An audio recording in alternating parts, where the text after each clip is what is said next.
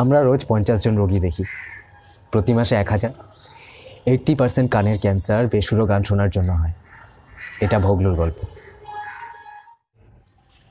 আমার নাম ভগলু, আর আমার কানে ক্যান্সার হয়েছে।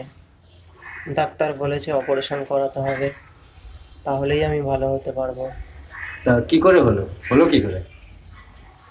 একদিন আমি এরমভাবেই যাচ্ছিলাম আর ঝালমুড়ি খাচ্ছিলাম, আর তারপর সালা জীবনটা একেবারে শুকনো মুড়ি হয়ে গেল। কতদিন কোনো ফাংশনই দেখি না, কোনো গানই শোনা হচ্ছে না আজকাল ভালো। দূর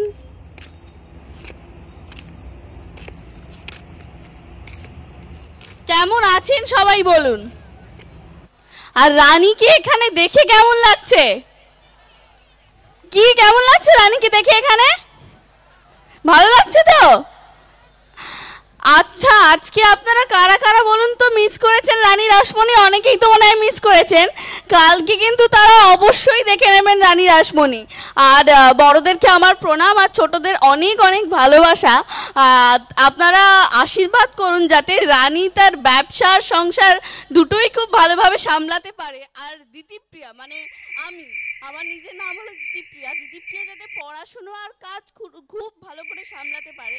আর রানী রাসমণি সিরিয়ালটা যেন আরো অনেক অনেক দিন চলে, এই আশীর্বাদ করুন। আপনাদের আশীর্বাদ থাকলে আমরা আরো সব ঠিক আছে, কিন্তু এখানে একটা লোক দেখতে পাচ্ছি না কেন? আমি চাইবো মানার জন্য একটু জোর করে তালি আরেকবার চাইবো সবার কাছ থেকে। ঠিক আছে, আমি তাহলে 2 লাইন একটা গান গাইবো, ঠিক আছে? বেশি জানি না। হ্যাঁ, এই তো এবারেই গান শুনতে পাবো। বলিও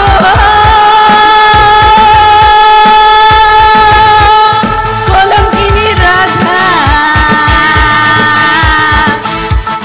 কদম গাছে বসিয়া আছে কানু হারাম দাদা, ভাই তুই চলে না যাইও,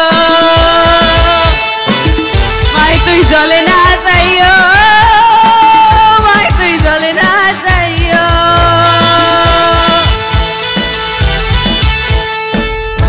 বলিও কলঙ্কিনী রাধা,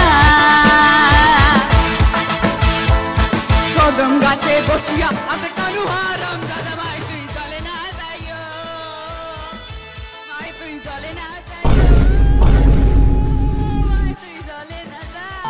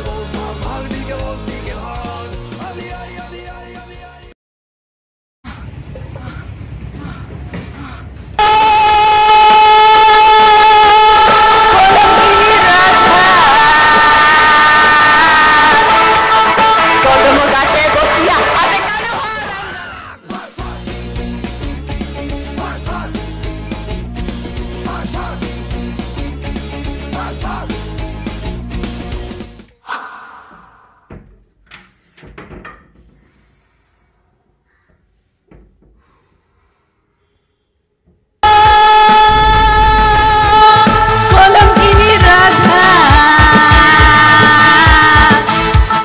কদম গাছে বসিয়া আছে কানু হারাম দাদা, ভাই তুই চলে না যাইও।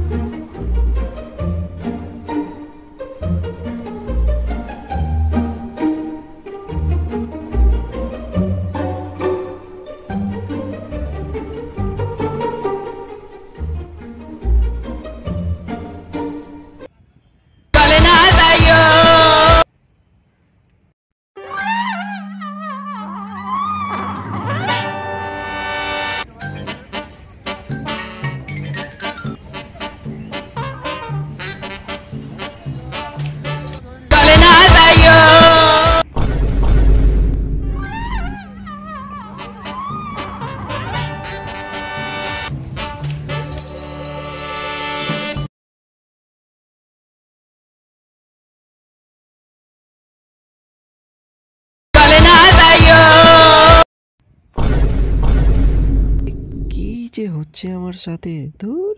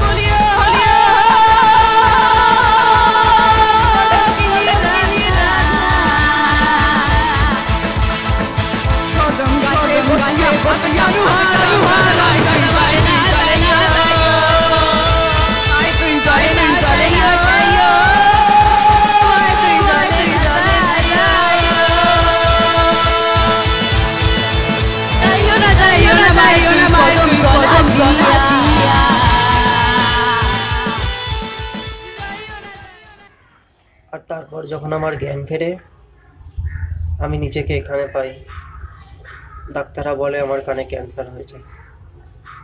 মনে হয় না আমি আর বেশি দিন বাঁচতে পারবো। কিন্তু ভগলু বাঁচতে পারেনি। রানী রাসমণির বেসুরো গান ওর প্রাণ নিয়ে নিয়েছে।